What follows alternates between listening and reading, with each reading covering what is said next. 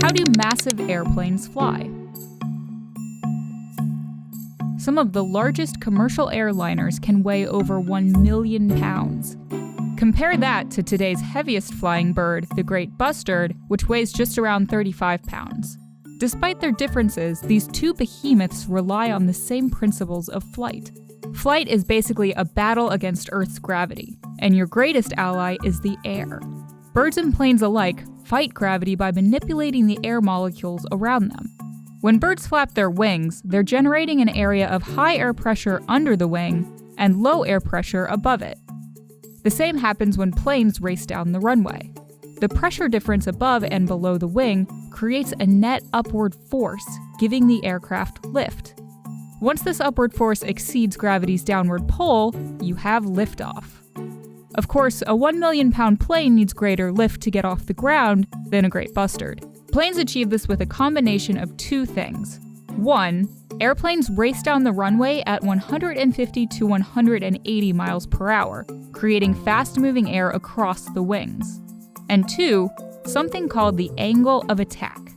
You probably noticed that planes tilt up at liftoff instead of rising parallel to the ground. The reason is that the tilt, also known as the angle of attack, directs more air below the wing. This increases the pressure and gives the plane an extra boost.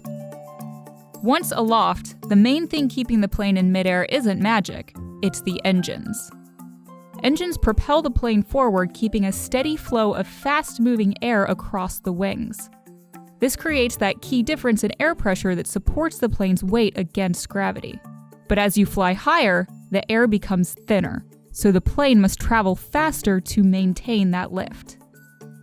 While liftoff speed is around 170 miles per hour at sea level, a commercial airliner's cruising speed is around 550 miles per hour at 40,000 feet, where the air density is 10 times thinner.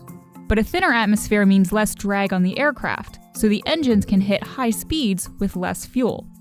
Cruising altitudes between 35 to 40,000 feet are the sweet spot, where pilots can fly as fast as possible while burning the least amount of fuel. Each day, more than 2.5 million people in the US hop on a plane, taking to the sky the same way birds have been doing for millennia. Consider that the next time you're given a safety lesson on how to fasten your seatbelt.